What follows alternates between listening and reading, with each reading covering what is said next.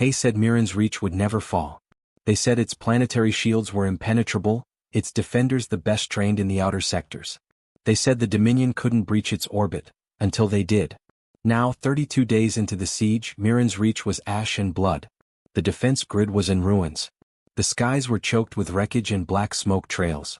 And on the ground, survivors clung to life in the shattered bones of a once proud city, praying to any god that might still be listening. Sergeant Erin Solari didn't believe in gods anymore. But she still believed in orders. Move. Get them under cover. Erin's voice cracked through the ruined atrium of the Solace Medical Complex. Dust fell in lazy clouds from the ceiling overhead as the structure shuddered again. The ground team, what was left of it, dragged wounded civilians through broken glass and blood-slicked tiles. A child screamed. Somewhere behind the rubble, a generator coughed and went out. Darkness closed in. Then came the war horn. The Dominion's war horn wasn't a sound. It was a vibration, a pulse that shook the bones and twisted the nerves. It echoed through every metal surface, every fallen pillar, like some ancient titan waking from a long sleep. Erin had felt it before back on Invar. And just like then it was followed by something worse. The sound of boots. Not many. Just 2 or 3 pairs. But each step was final, confident, deliberate, Dominion executioners walking the ruins like they already owned the world. Erin grabbed her sidearm and signaled the others to hold. They were too exposed. They'd never make it to the fallback tunnels. Not in time. Then a whisper crackled through her comms, static-laced and fragmented. Incoming Vector 41, grid echo, hold, position. She blinked. Say again, she hissed into the mic, who is this? No answer. Just more static. Was that command? Someone whispered. Reinforcements. No one's left to send reinforcements, Erin growled. The fleet's gone. Everyone's either dead or gone dark. And yet, the air shifted. Not just wind but pressure. Every soldier knew it. Every survivor felt it in their bones. Something was coming. 30 minutes earlier, low orbit over Mirren's reach.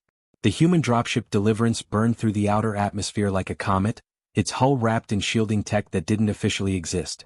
Inside, Colonel Mason Rourke stood silent, braced against the turbulence as the cabin lights flickered. Across from him, 12 soldiers sat in maglock harnesses, faces blank, expressions unreadable. Not a word. Not a prayer. Just gear checks, diagnostics, and the cold precision of trained professionals. We go hot in 90, Rourke said, loud enough to be heard over the rattling descent. This is not a rescue. This is reclamation. Any Dominion unit that fires, you return the favor, 3 times over. He scanned their faces. Civilians are priority too. But make no mistake, anyone still alive down there is a survivor. Don't insult them with pity. Get in, neutralize, stabilize. We give them back hope, not handouts. Copy? 12 voices answered as one. Copy. All right, Rourke nodded once. Let's remind the galaxy who the hell we are. The light above the bay doors turned green. Deliverance shuddered as the lower hull split open, revealing a smoke-drenched skyline of fire and ruin. And then they dropped. Present moment, medical complex, east sector.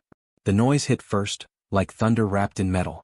Erin instinctively shielded the child in her arms as ceiling tiles exploded, raining down dust and light. One of the wounded soldiers screamed, pointing upward. Figures fell from the sky, but they weren't Dominion. Dark armor, burnished with human insignia. Plasma boots glowed blue. Helmets shaped like predatory birds. Not bulky, not slow. These were shock troopers, the kind used only in the worst-case scenarios. And this was the worst case. One landed hard near Erin, kneeling. His armor hissed as atmosphere equalized. Then he looked at her. Not past her. Not through her. At her. Sergeant Erin Solari? She blinked, too stunned to speak. The trooper reached for his wrist console. This is Rourke 1. Visual on package. Civilians intact. Prepare perimeter sweep. Stand by for evac. Erin finally found her voice. What division are you with? He paused just a beat too long. We're not with a division, he said. We're from Earth. The enemy staggers. The Dominion hadn't seen humans in full power armor in almost a decade. Last time the costs were staggering. So when the forward scouts saw dark armored figures carving through their fire teams like ghosts, they hesitated. That hesitation was a mistake. Colonel Rourke led his unit through the burning hallways, each motion practiced and precise. Plasma bolts glanced off kinetic shields. Return fire from Earth's weapons struck with pinpoint accuracy, each round calibrated mid-flight, seeking exposed armor seams and nerve cluster zones. In just 7 minutes, the entire eastern quadrant was cleared. That wasn't war. That was surgical vengeance. Command reactivated. With the main tower shield network online again thanks to field patching from the humans, long-range comms kicked in. Erin heard voices she hadn't heard in weeks. This is Reach Command. Who's on this channel? Colonel Rourke responded. Deliverance actual. We've re-established control of East Sector and stabilized 62 civilian contacts. What's your current status? You're from Earth? The voice crackled. How? Rourke didn't answer the question. Instead, he asked, do you have target coordinates on Dominion Command uplink centers? Pause. Then a soft, stunned voice, yes. Good, he said. Feed it to my HUD. We'll handle the rest. The fires burn slower now. That night, from the broken spires of Mirren's Reach, a new light shimmered. Earth's drop teams had landed in 4 more cities by midnight. Dominion forces retreated to highlands and strongholds, unsure how many human soldiers were present. Truth was, it didn't matter. To the terrified survivors, it felt like all of Earth had arrived. To the Dominion, it felt like the dead had risen. It wasn't just Mirren's Reach anymore. By dawn, the reports had spread like wildfire across every Dominion channel. Human units had landed on 5 planets, broken siege lines, and vanished again without a trace. And they weren't just fighting.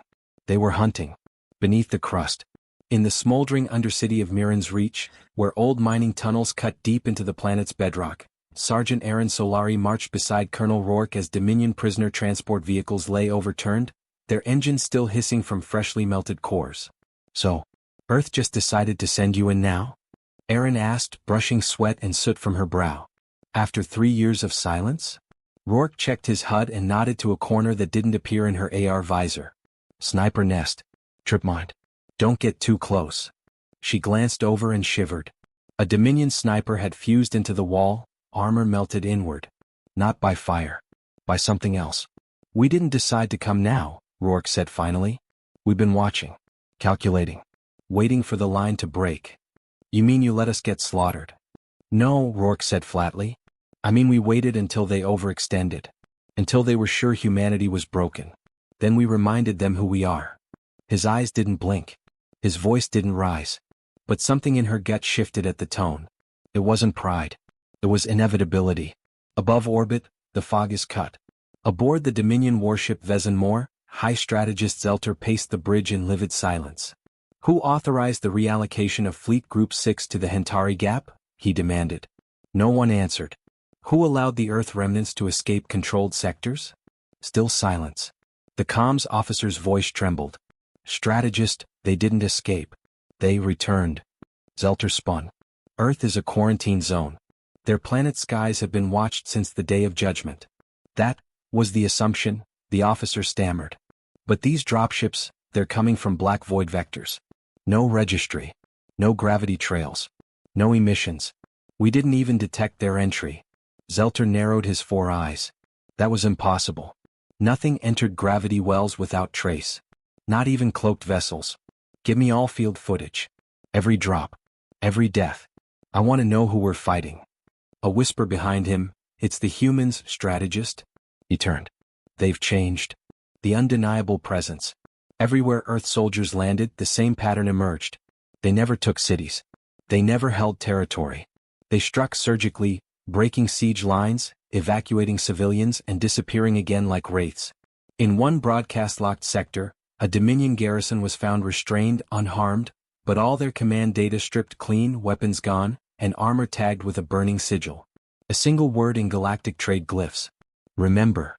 Beneath Mirren's Reach, the silence that follows. Sergeant Aaron ducked behind a broken coolant tower as Rourke's unit breached the next corridor.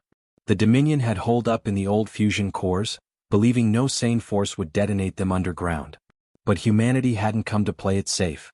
They came to end things. Charges set, said one of the troopers. 10 clicks should be safe distance. Recommend evac in 3 minutes. No evac, Rourke said. We're moving deeper. Let the AI detonate once we're out of sensor range. Aaron frowned. You're risking collapse. Rourke looked at her sideways. And you're risking more if you let them live down here. She started to object.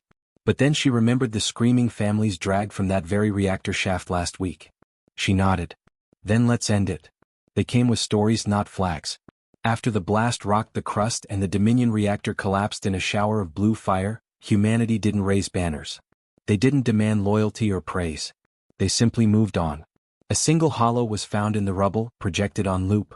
We don't conquer. We return what was stolen. We don't forgive. We balance the scales. We are Earth, and we have not forgotten. A council divided. Deep within the Galactic Council chambers on Carthan 9, delegates screamed over one another. Earth is a rogue element. They're destabilizing entire sectors. Have you seen what they've done to Dominion strongholds?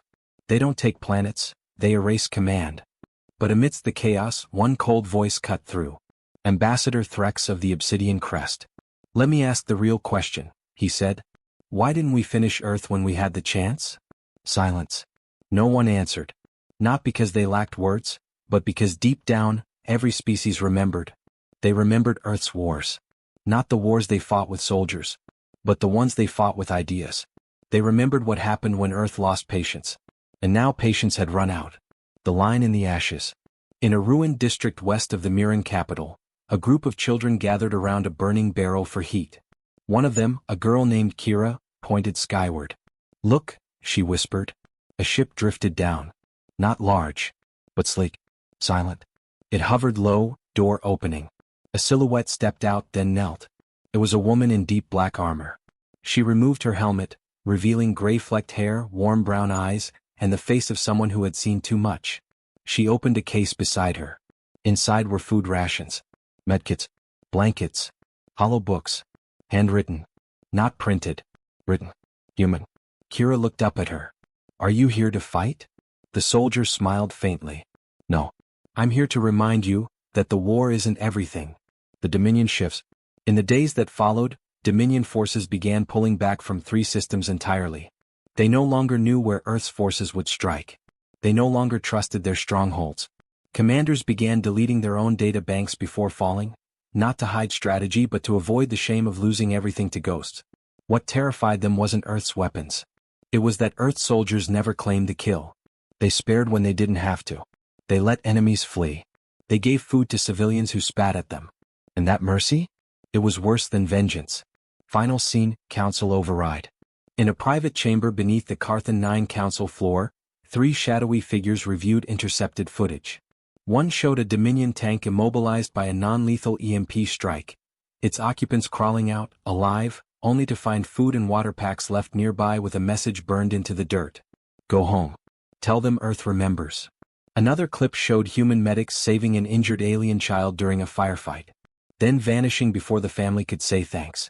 The third showed Aaron and Rourke standing side by side, watching the skyline of Mirren's Reach turn golden as the first clean sunrise in weeks broke through. The lead figure leaned forward. Prepare a new directive, they said. The war has changed. The silence in the underground control hub was oppressive, broken only by the distant rumble of detonations echoing through layers of earth and alloy. General Kale Rose stood stiffly before the grainy security feeds, watching as the impossible unfolded. The humans, those underestimated primitive creatures, had not only landed, they were winning. Outside, through fissures in the domed city's shield, bolts of plasma fire streaked toward the ground. But human craft dodged them with brutal elegance, returning fire with kinetic strikes that punched through defense towers like needles through silk. Their mechs were smaller than Dominion war walkers but faster, meaner. One even tackled a shielded Goro ADH battle unit head-on and ripped the pilot out of the cockpit. And their infantry? No mere soldiers. Ghosts in heavy armor. Each one moved with precision and purpose, like they knew the map of the city better than its builders. Dominion elites were vanishing block by block under a coordinated sweep. They're flanking our third barricade, a technician choked out, trembling as he tapped furiously at the map. They shouldn't even know that path exists, it's classified. Kale's eyes narrowed. They're not guessing. They've seen this before. But General, how? They've studied us. Rose's hand clenched at his side. Every hour they delayed reacting to the humans' presence only amplified the chaos. Troops were routed from established perimeters. Generals farther south reported their garrisons simply evaporated, overrun by coordinated strikes no Dominion species had ever endured. Because the humans weren't attacking like conquerors. They were fighting like survivors. Like people with nothing to lose, and no intention of ever being victims again. Meanwhile, on the upper plateaus of Zone 9, Lieutenant Commander Hannah Serrano crept through the smoldering wreckage of a collapsed drone nest. Her exosuit registered 37 confirmed kills in the last hour, her HUD layered with orders and feed switches to 6 allied squads. They were deep behind enemy lines now. A Tralvoth anti-air battery, one of the last significant threats to their aerial support, loomed ahead. Serrano knelt beside a shattered bulkhead and signaled her team. "Stack left. We go silent," she whispered. "Pulse grenades only. No casualties if we can help it." "Understood," said Mendez, adjusting his dampeners. They ghosted forward, fluid like whispers of war in the dark. Inside the battery's control chamber, the alien engineers never stood a chance. Not because the humans fired first, but because they didn't. Instead, they crashed through the entryways and sealed the exits. Serrano stepped forward, helmet off, weapon holstered. "Stand down," she said, projecting calm even as her heart thundered. "We're not here to exterminate you. We're here to free this planet from the empire that enslaved you too."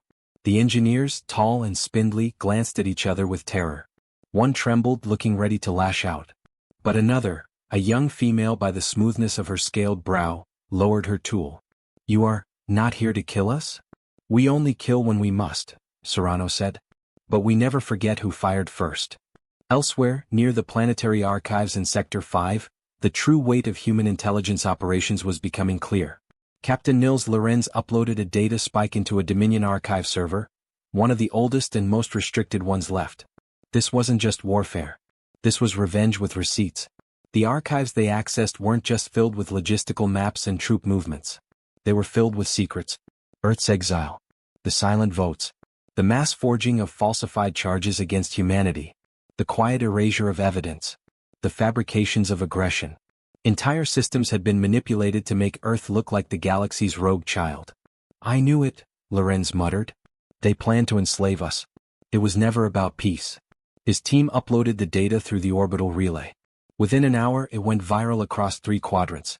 Species once neutral or too afraid to act, were now boiling in rage, not at humans but at the Council. That was humanity's greatest weapon, the truth. And now it had detonated like a supernova. On the battlefield's edge, Cale Rowe stood atop the last remaining command tower, its spires cracking and leaning against the wind.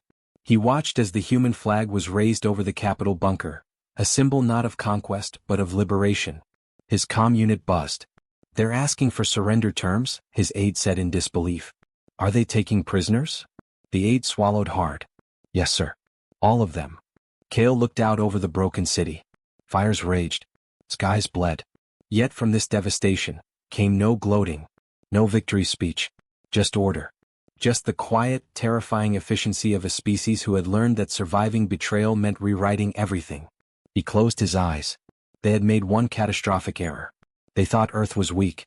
They forgot that pain teaches faster than peace. Cale Rowe stood in silence atop the ruined command spire, the wind curling around him like a noose made of ash. Below, Dominion troops, broken, bleeding, disarmed, were lining up. Not for a counterattack. For surrender. Some laid down their plasma blades gently, others simply collapsed where they stood. The city's once imposing skyline was now jagged with ruin, the proud towers of the Dominion reduced to molten scars.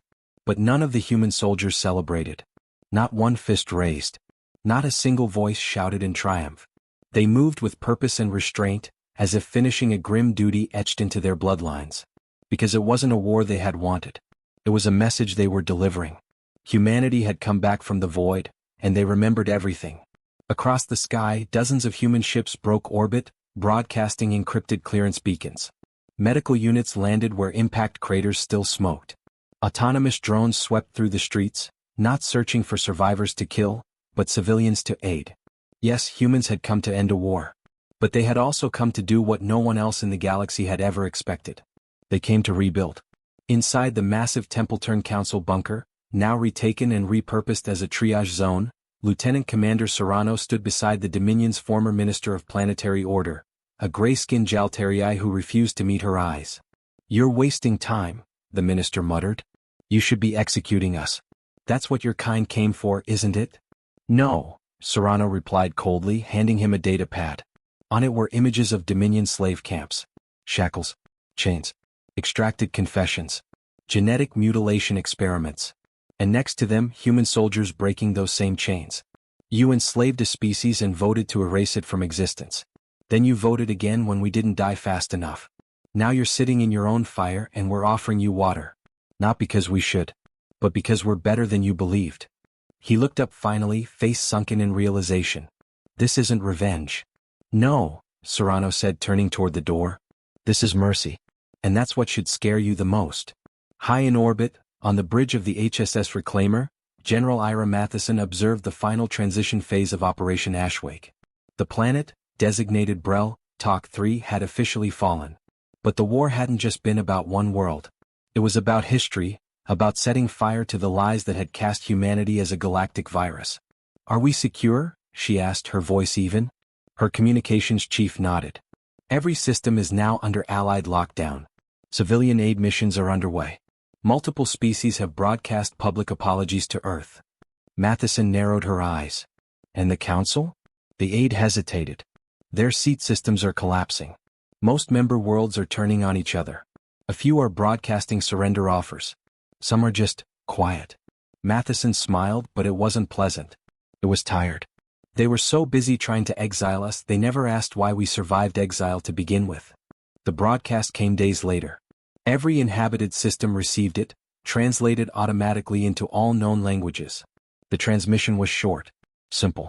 Delivered not from a throne room or a warship, but from a scorched battlefield, with a human soldier planting a flag made not of silk, but woven emergency bandage cloth. A voice spoke. You chose to enslave us. You voted to erase our name. You lied and you called it peace. We survived. We returned.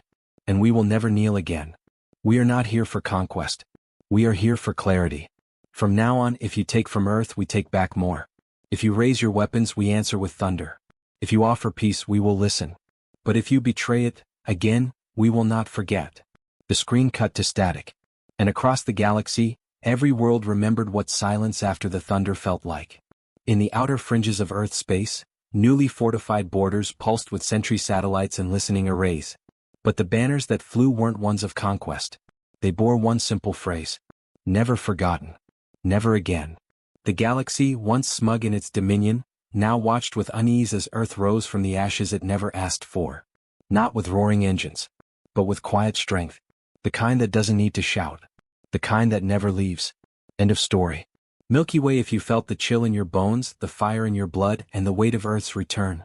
Bell subscribe to the Void Narratives. This is just the beginning.